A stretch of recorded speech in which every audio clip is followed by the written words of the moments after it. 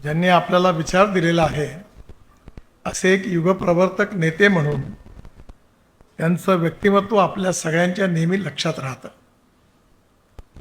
आज विशेष रूपाने त्यांचं व्यक्तित्व, त्यांचं कार्य, त्यांचं कर्तृत्व, त्यांचे आचार विचार आणि ज्या राष्ट्रीय उद्दिष्टाकरता त्यांनी काम केलं त्या संदर्भामध्ये अध्ययन करून त्याचा स्वर्गीय गुरुजींच्या नावाने कालजय गुरुजी या विशेष अंकाचं आज प्रकाशन होत आहे. याचा मला अतिशय मनापासून आनंद आहे.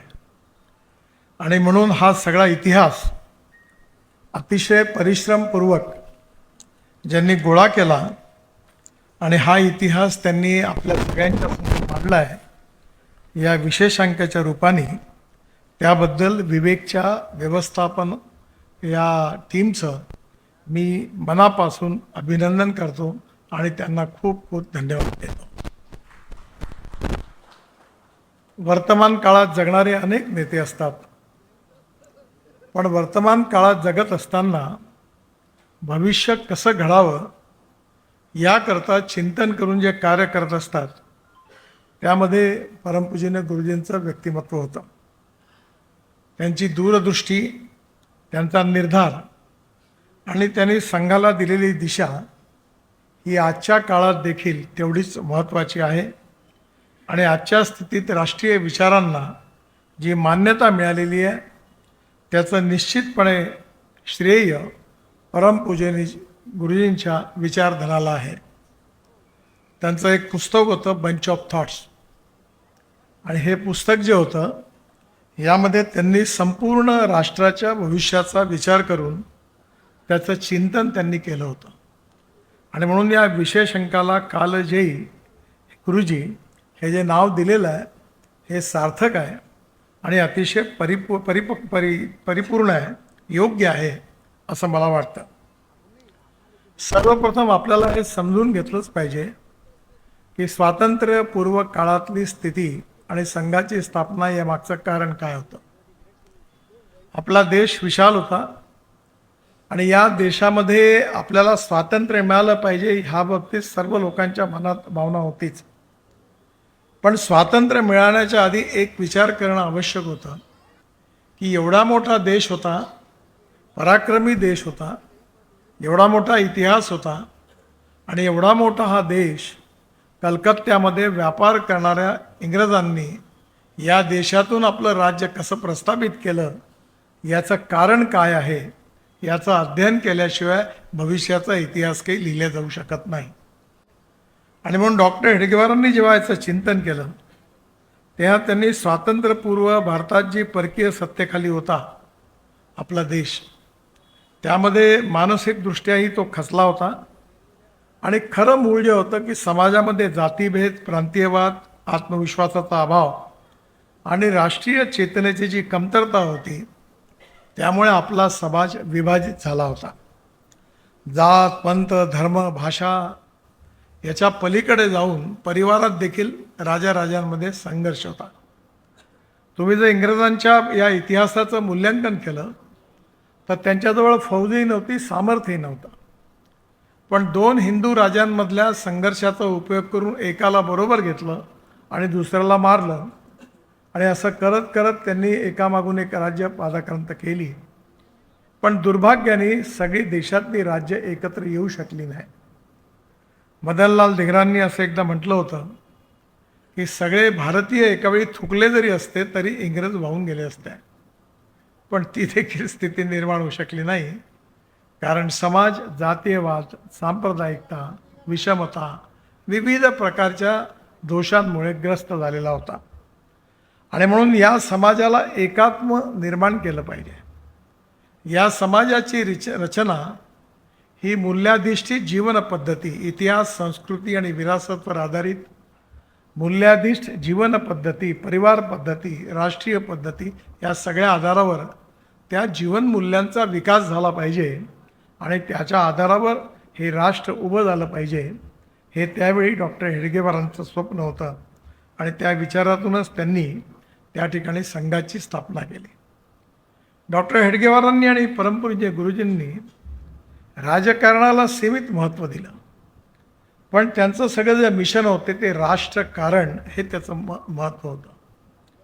स्वर्गीय दत्तोपंत ठेंगडी असं नेहमी म्हणायचे की every politician thinks about is next election.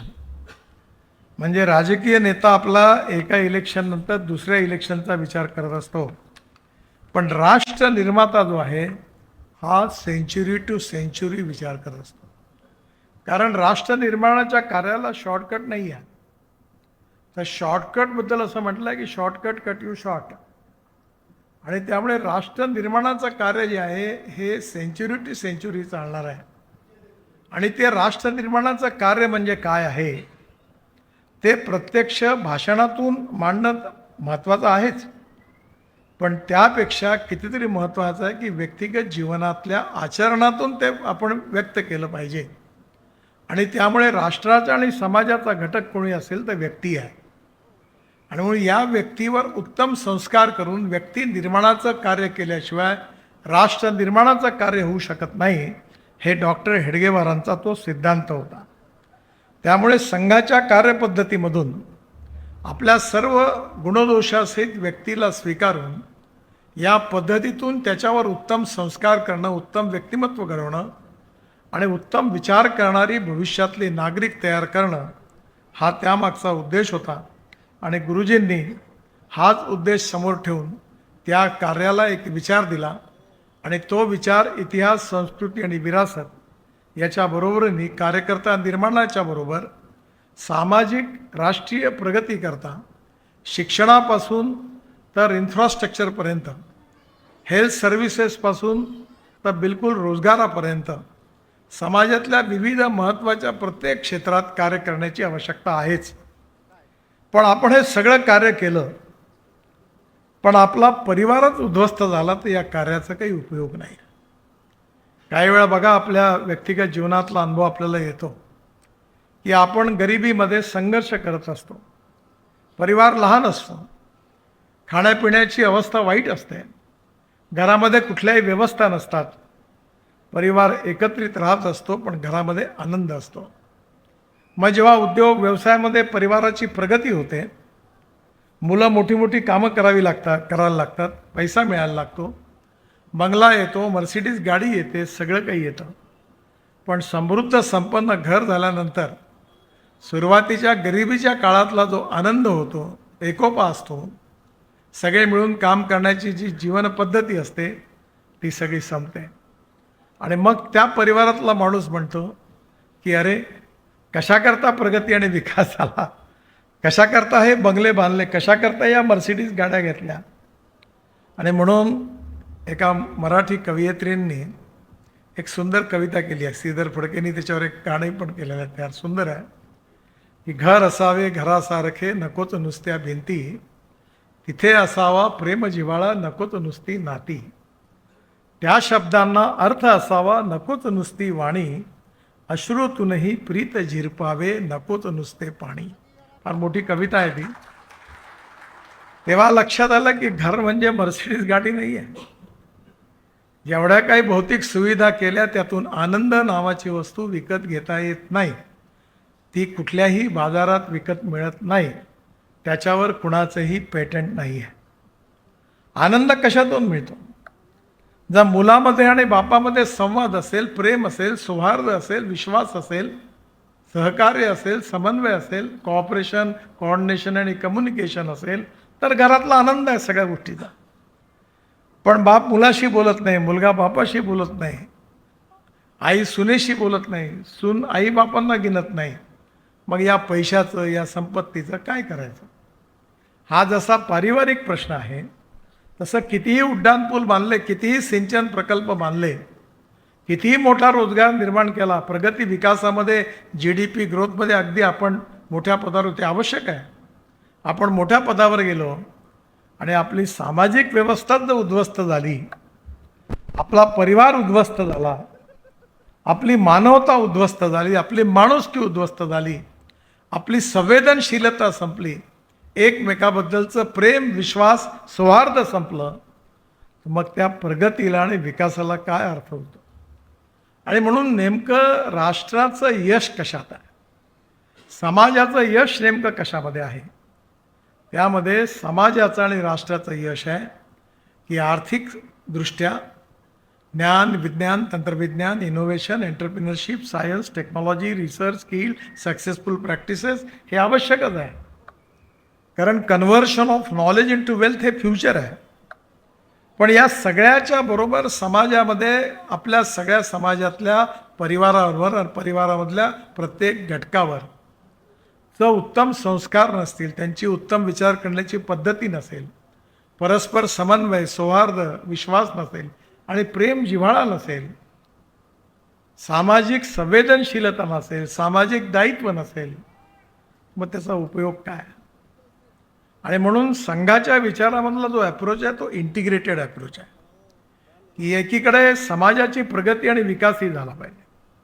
प्रधानमंत्र्यांनी सांगितलं की 1947 पर्यंत आपल्याला जेव्हा 100 वर्ष पूर्ण होतील तेव्हा प्रगती आणि विकासाचा एक मोठा कार्यक्रम म्हणून आपल्याला पुढे जायचा आहे. तो आवश्यकच आहे. पण एकीकडे ही भौतिक प्रगती आणि विकास होत असताना व्यक्ती केंद्रित समाज व्यवस्था आपण कशी घडवणार आहोत आणि आर्थिक संपन्नतेतून आपण समाजाचं सौहार्द, विश्वास, प्रेम कायम ठेवून एकात्म समाज कसा निर्माण करणार आहोत हेही तितकंच महत्त्वाचं आहे.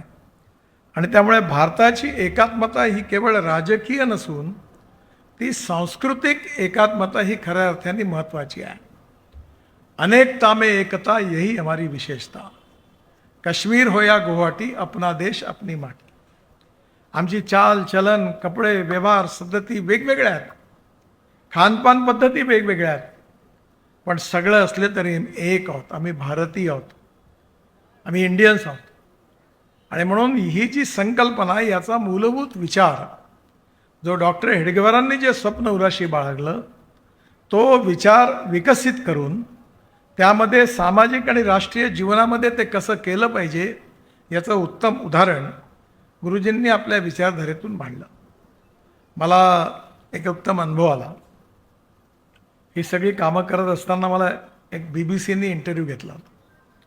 त्यांनी मला प्रश्न विचारला की तुम्ही हे सगळं काम कशा करता. तर स्वाभाविकपणे प्रश्न मला अनपेक्षित होता. मी त्यांना म्हटलं की मी या देशाचा नागरिक आहे. हा देश पुढे गेला पाहिजे, समाजाला सस्टेनेबल डेव्हलपमेंटच्या द्वारे सुसह्यता मिळाली पाहिजे, आनंदाने जगता आलं पाहिजे.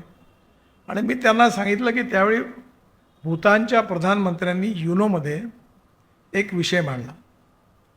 त्यांनी काय मांडला, डोमेस्टिक हॅपी ह्युमन इंडेक्स, सुखांक. तर सुखांकाचा अर्थ त्यांनी असा मांडला की आपल्याला असा समाज, असा देश निर्माण करायचा आहे की ज्या समाजामध्ये प्रत्येक गरीब माणसाला स्वास्थ्यविषयक सर्व सुविधा मिळाल्या पाहिजे.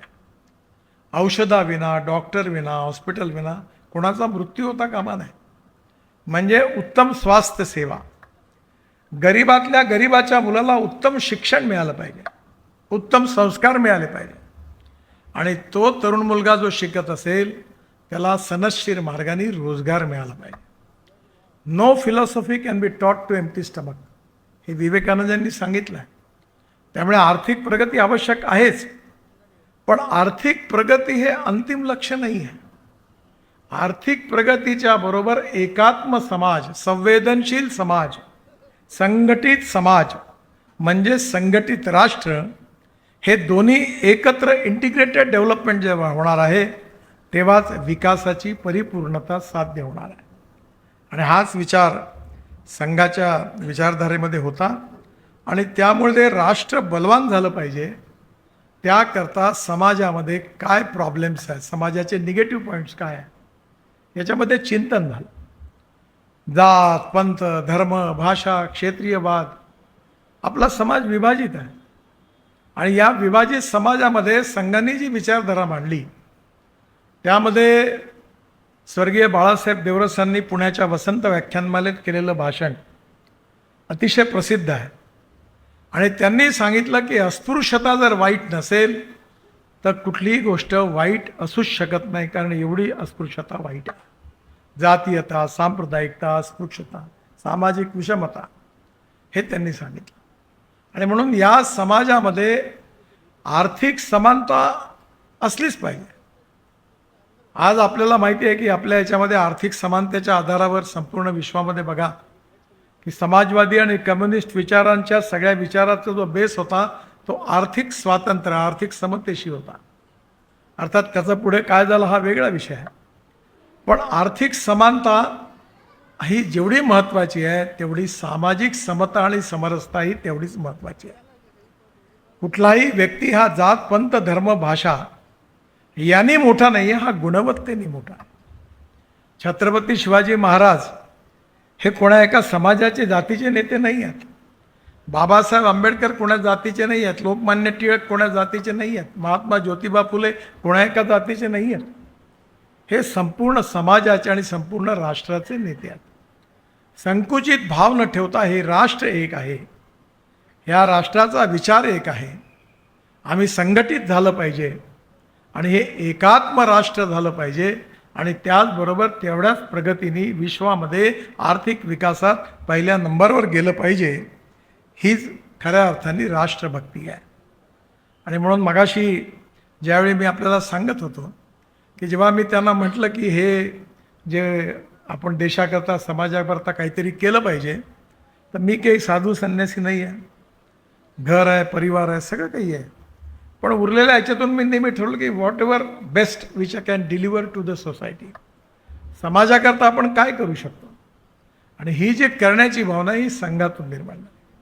त्यामुळे संघाची जी कार्यशैली होती त्याचं मी पलीकडे त्यांना सांगितलं की मी काही इंजिनियर नाही आहे. म्हणजे तुम्ही 7 वर्ड रेकॉर्ड केले, मला 17 डॉक्टरेट डिलिट्स मिळाल्या, मग तुम्ही या विषयातले तज्ज्ञ आहात की? आपलं बिलकुल नाही. मी मॅट्रिकला, मला इमर्जन्सीत 75च्या वर्षी मी मॅट्रिकला होतो आणि इमर्जन्सीच्या विरोधात काम करायला लागलो, तर मला 52% मार्क मिळाले आणि सायन्स ग्रुपमध्ये 49.26% मिळाले. तर माझ्या घरच्यांची खूप इच्छा होती, आईची, बहिणीची, की मी इंजिनियर झालो पाहिजे. पण मी इंजिनिअरिंगची ॲडमिशन तर सोडा, मी इंजिनिअरिंगची ॲडमिशन घेण्याकरता देखील क्वालिफाय झालो नाही, कारण मला 50%पेक्षा कमी मार्क मिळाले. आता लोकांचा गैरसमज आहे की मला इंजिनिअरिंगमधलं खूप समजतं, कारण मला काहीच समजत नाही. पण ही गोष्ट महत्त्वाची आहे की त्याने विचारलं तुम्ही काम कसं करता. म्हणतो मी जे काम आहे हे समाजाचं आहे, देशाचं आहे, आणि म्हणून मी हे काम करण्याचा काम करतो. आणि हे संस्कार मला संघातून आणि विद्यार्थी परिषदेतून मिळाले. आणि म्हणून मग जेव्हा हे बोलणं झाल्यावर संघाच्या कार्यपद्धतीबद्दल मी त्यांना सांगितलं, टीम वर्क, की मिळून काम करणं. खरं म्हणजे आपल्या इथे कॉर्पोरेट मॅनेजमेंट सिस्टम आहे, पण संघामध्ये व्यक्ती स्वीकारलं गुणदोषासहित, आणि त्याच्यावर उत्तम गुण यावे, उत्तम संस्कार व्हावे म्हणून पद्धतीतून संस्कार केले. त्यातून त्या व्यक्तिमत्वाचा जो स्वभाव होतो, त्यात टीमवर्क आहे, मिळून काम करण्याची पद्धती आहे, सामूहिकता आहे, सहकार्य आहे, एकमेकाचा सन्मान आहे, ह्युमन रिलेशनशिप आहे. बिझनेसमध्ये, राजकारणामध्ये आणि समाजकारणामध्ये सगळ्यात मोठी ताकद काही असेल तर human relationship is the biggest strength of politics, business and everything. हे तुम्हाला संवेदनशीलता संघात कळतं. त्यामुळे हे सगळं झाल्यावर मग मला लक्षात आलं की दत्तोपंतांबरोबर कुठे काय शिकायला मिळालं, यशवंतराव केळकरांबरोबर काय शिकायला मिळालं, मदनदासजींबरोबर काय मिळालं, दत्ताजी जेळुकरांबरोबर काय काय मिळालं, सदाशिवराव देवधरांबरोबर काम केलं तेव्हा काय मिळालं, भाऊराव देवरसांबरोबर काम केलं तेव्हा काय शिकायला मिळालं. मी ते सहज सगळं गोळा करत करत एक पुस्तक लिहिलं. ते मराठीत, संघातील मानवीय प्रबंधन. आणि त्याच्यावर मी मुद्दामून लिहिलं, कारण मी काय ॲथॉरिटी नव्हतं, मी लिहिलं एका स्वयंसेवकाच्या नजरेतून. आणि ते पुस्तक राजहंस प्रकाशननी प्रकाशित केलं. मलाही कल्पना नव्हती, पण 20 दिवसात त्या पुस्तकाच्या 5 आवृत्त्या निघाल्या आणि त्या आता 22 भाषांमध्ये निघतात. मी काहीच लिहिलं नाही, त्यातलं काही माझं ॲडिशन काहीच नाही आहे. जे काही आहे ते त्या ज्या लोकांच्या सहवासात मी जे बघितलं, जे मला शिकायला मिळालं, जे मी समजू शकलो तेच लिहिलं होतं. त्यातलं माझं ओरिजिनल काही नाही आहे. मग माझ्या लक्षात आलं की यात किती मोठी ताकद आहे. आज मॅनेजमेंट खूप महत्त्वाचा विषय आहे, पण या सगळ्यांच्या मागे मानवी प्रबंधन जे संघात आहे, जी कार्यकर्ता विकसित करणारी पद्धती आहे, की पहिल्यांदा व्यक्ती महत्त्वाचा नाही आहे, संघटन महत्त्वाचं आहे. संघटन महत्त्वाचं नाही आहे, विचार महत्त्वाचा आहे आणि विचारापेक्षा राष्ट्र महत्त्वाचं आहे. मग राष्ट्रीय सुरक्षापासून तर आर्थिक प्रगती विकासापर्यंत आणि जीवन मूल्यामध्ये सामाजिक मूल्य, पारिवारिक मूल्य, राजनीतिक मूल्य या प्रत्येक क्षेत्रातले जी व्हॅल्यू बेस आहेत, education system, value base political system, त्या ज्या व्हॅल्यूज आहेत, त्या ज्या खऱ्या अर्थाने जे जीवन मूल्य आहेत ते कोणती आहेत. संघामध्ये ती सहस्त्रबुद्धे नावाचे जुने प्रचारक होते, खामगावला राहायचे, आता त्यांचं निधन झालं, खूप वर्ष झाले. त्यांनी एक पुस्तक लिहिलं, जीवन मूल्य. आणि त्या जीवन मूल्य पुस्तकामध्ये, छोटंसं पुस्तक आहे, मराठीत आहे कदाचित, त्यांनी कोणते जीवन मूल्य हे आपल्याला महत्त्वाचे आहेत आणि आपण आपल्या लक्षात येतं की विवेकची मॅनेजमेंट चालवायची असेल तर कोणते मूल्य समोर ठेवले पाहिजे, उद्योग व्यवसाय चालवायचा असेल तर कोणते जीवन मूल्य समोर ठेवली पाहिजे. मला एक जण भेटला, तो म्हणाला की आजकाल नकली पनीर तयार होतं दुधाच्या ऐवजी. म्हटलं का तयार होतं? कारण मूल्य नाही आहे. काही करा, पैसे कमवा, शेवटी तुम्हाला जर मूल्य की मी प्रामाणिकपणे काम करेन, उत्तम क्वालिटी तयार करील आणि चांगली वस्तू ग्राहकाला देईल, पैसा कमवणं गुन्हा नाही आहे. पण यामध्ये जे कुठेही जनतेची फसवणूक नाही करणार, हे कुठून येणार? हे कन्व्हिक्शन येणार मूल्यातून आणि मूल्य येणार संस्कारातून आणि संस्कार येणार आम्हाला मिळाले संघातून. त्याच्यामुळे याचा जो संबंध आहे तो गुरुजींचं कार्य, कर्तृत्व, व्यक्तित्व आणि विचार, डॉक्टर हेडगेवारांचं उद्दिष्ट, याला गुरुजींनी नंतर एक विचाराच्या रूपात रूपांतर केलं आणि मग त्यानंतर अनेक संघातल्या अनेक थोर नेत्यांनी त्याला अनेक मोठ्या मोठ्या प्रमाणात पुढे ते विकसित केलं. बाळासाहेब देवरस असं म्हणायचे की संघ एक पॉवर प्रोजेक्ट आहे, जनरेशन कंपनी आहे, इथून वीज तयार होईल. कुठे एखाद्या सिनेमा थिएटरमध्ये ती वीज वापरल्या जाईल, तर एखादा शेतकरी पाणी काढण्याकरता विहिरीवर पंप लावेल, तिथे वीज वापरल्या जाईल, तर एखादा मुलगा अभ्यास करण्याकरता लाईट लागेल, तिथे रात्री तो अभ्यास करेल. त्यामुळे संघ ही ऊर्जा देणारी विचारधारा आहे आणि समाजाच्या सर्वांगीण क्षेत्रामध्ये हे जे कार्य जे आहे राष्ट्रीय पुनर्निर्माणाचं, हे जे 2047मध्ये 100 वर्ष जेव्हा होतील तेव्हा विश्वगुरू बनायचं असेल, $5 ट्रिलियन इकॉनॉमी बनायची असेल, तर आर्थिकदृष्ट्या प्रगती तर करणं आवश्यक आहेच. आत्मनिर्भर, खऱ्या अर्थाने स्वातंत्र्य, स्वावलंब, आत्मनिर्भर भारत, याकरता हे तर आपल्याला करायचंच आहे. पण ते करत असताना याचा घटक असणारा व्यक्ती हा गुरुजींच्या विचारातून तो कसा घडवायचा आहे त्याचं देखील विचाराचं प्रतिबिंब या पुस्तकात आहे. कारण गुरुजींनी सातत्याने ते मांडलेलं आहे. त्यांच्या भाषणात ते नेहमी, मी खूप लहान होतो, त्यांचं भाषण मला तेवढं आठवत नाही, आसे तू हिमाचल कश्मीर से कन्याकुमारी तक, असं एक वाक्य वापरायचे. आसे तू हिमाचल कश्मीर से कन्याकुमारी तक, म्हणजे त्यांचा एकात्मतेचा संदेश जो होता तो सगळा देश एक. आणि मग म्हणायचे की प्रश्न, समस्या, संकट आहेत, पण चालत राहिलं पाहिजे, चरैवती चरैवती, चालत राहा. हे कार्य सहज होणारं नाही आहे, पिढ्यानपिढ्या चालणार आहे आणि हे कार्य निरपेक्ष, निस्वार्थी भावनांनी, समर्पित भावनेनी, समर्पित होऊन आपल्याला करायचं आहे. हा विचार त्यांनी आपल्या सगळ्यांना दिला. आज हा विचार बराच पुढे गेलेला आहे. या विचाराला बरीच मान्यता मिळालेली आहे. आज विश्वामधलं सगळ्यात मोठं संघटन संघाच्या रूपाने तयार झालेलं आहे, पण याचं कार्य संपलेलं नाही आहे. कारण उद्दिष्ट जे आहे ही एक कंटिन्युअस प्रोसेस आहे. काळाच्या ओघात उद्दिष्ट बदलत असतात, कारण काल आहे ते आज नाही, आज आहे ते उद्या नाही. समाजात सगळ्या क्षेत्रात बदल होत असतो, टेक्नॉलॉजीमध्ये बदल होत असतो, विचारधारेमध्ये बदल होत असतो. पण जसं केशवानंद भारती केसमध्ये सुप्रीम कोर्टाच्या 14 न्यायमूर्तींनी, खंडपीठाने एक निर्णय दिला होता की silent features of the constitution cannot be change. घटनेची मूलभूत तत्व बदलू शकत नाही. तसं डॉक्टर हेडगेवारांनी आणि परमपूजनीय गुरुजींनी दिलेलं जे उद्दिष्ट आहे ते जे उद्दिष्ट बदलणार नाही, पण त्या उद्दिष्टापर्यंत पोहोचण्याचे मार्ग समयानुकाल, युगानुकाल ते बदलतील. आज डिजिटल इकॉनॉमी आली आहे, आज इन्फॉर्मेशन टेक्नॉलॉजी आली आहे, आज आता शेतीमध्ये AI आलेला आहे. माझ्या शेतामध्ये AI आहे तर अमेरिकन सॅटेलाईट अँड मायक्रोसॉफ्ट आणि गुगल माझ्या शेतातल्या ऊसाचा फोटो काढून मला कळवतात की आता पाण्याची गरज आहे, 8 दिवसांनी हा रोग येणार आहे, आता तुम्हाला याच्याकरता या खताची मात्रा ही देण्याची गरज आहे, कारण त्याची SOP तयार झाली आहे. तर मला माझं शेतातलं उत्पन्न वाढवायचं असेल आणि एकरी उत्पादन खर्च अर्धा करायचा असेल तर AIचा उपयोग होतो. आता AIचा उपयोग जो आहे हा चांगल्या कामाकरता आणि वाईट कामाकरताही आहे. सोशल मीडिया झाली तर नॉलेजचं ट्रान्सफॉर्मेशन पण सुरू झालं, पण गैरवापर करणाऱ्यांची संख्या नाही. आजकाल या बँकाच्या अकाउंटमधले सामान्य माणसाचे पैसे गायब केले लोकांनी. म्हणून आपल्याला सजग राहिलं पाहिजे, जागृत राहिलं पाहिजे, योग्य विचारांना मजबूत केलं पाहिजे आणि चुकीचे व्हायरस जे शिरले असतील ते देखील शोधून बाहेर नष्ट केले पाहिजे. आणि असं करत करत जेव्हा आपण चालत राहू तेव्हा हळूहळू उद्दिष्टांपर्यंत जाऊ. आणि उद्दिष्ट हे असं असतं की आपण जेव्हा जवळ पोहोचतो तेव्हा ते दूर जातं. तसं म्हटलं जातं की तुमची प्रतिमा असते, तुम्ही उभे राहिले की प्रतिमा इथे आहे. You cannot catch your own image. तुम्ही किती जोराने धावलं तेवढ्या जोराने ती प्रतिमा धावते. तसं आपल्यामध्ये no one is perfect and no one can claim that he is perfect. उत्तम, अधिक उत्तम, सर्वोत्तम up to infinity. You cannot catch your own image.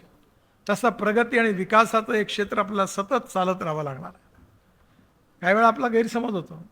मी महाराष्ट्रात मंत्री होतो तेव्हा माझा समज होता की 55 उड्डाणपूल मी आता बांधले, वरळी बांद्रा बांधली आणि आता मुंबई पुणे हायवे बांधला, त्यामुळे मुंबईचा ट्रॅफिक प्रॉब्लेम सुटणार आहे असं मला वाटलं होतं आणि असा मला विश्वास होता.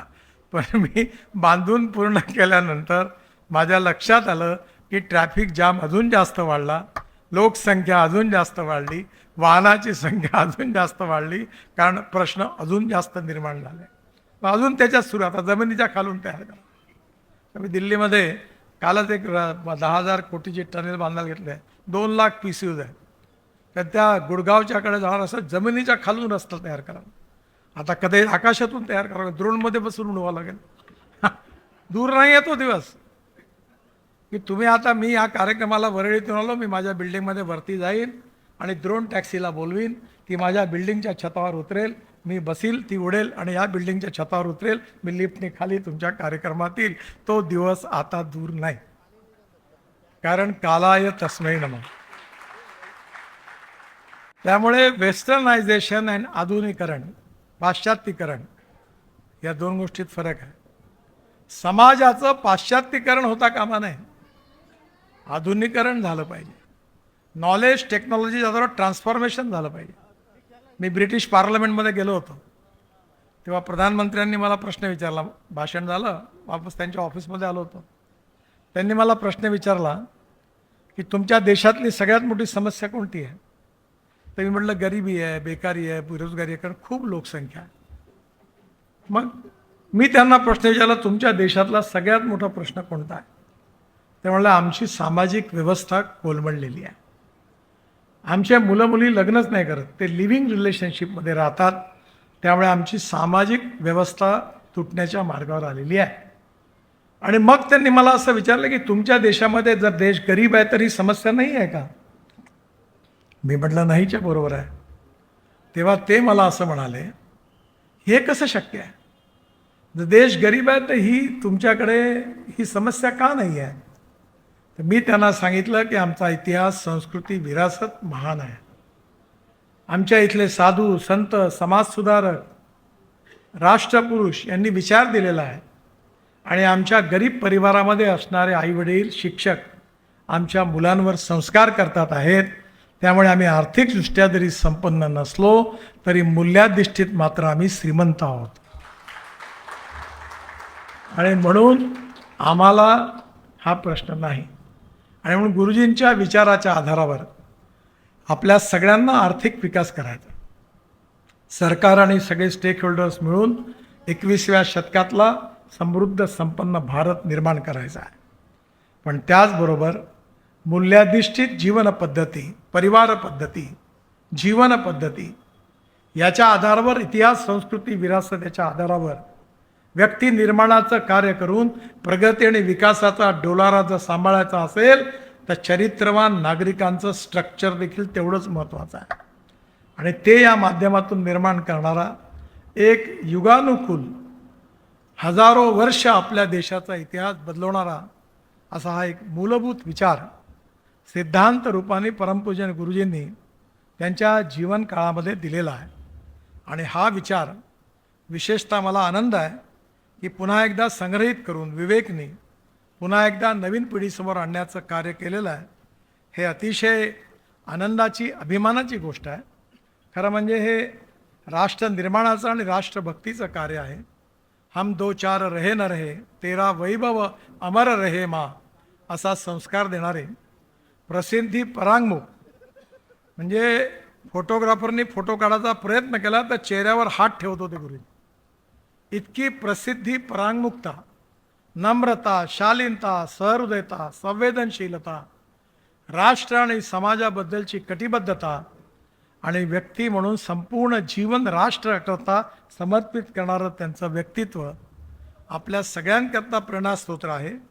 आणि ते विचाराला अजून मान्यता मिळावी, समाजातल्या प्रत्येक स्तरापर्यंत त्यांचं व्यक्तिमत्व, कार्य, कर्तृत्व, विचार पोचावा या भावनेतून या पुस्तकाची निर्मिती विवेक विचार व्यासपीठाने केली. मी विवेकला विचार व्यासपीठ म्हणतो, कारण वर्तमानपत्र चालवणं हा धंदा नाही आहे, हे व्रत आहे. आणि त्या विचार व्यासपीठाच्या माध्यमातून त्यांनी हा प्रयत्न केला. याबद्दल ज्यांनी ज्यांनी लिहिलं त्या सगळ्यांना मनापासून धन्यवाद देतो. आणि विवेकला त्यांनी हे पुस्तक तयार केलं याबद्दल विशेष रूपाने धन्यवाद देऊन आभार मानून मी माझं बोलणं संपवतो. धन्यवाद. नमस्कार.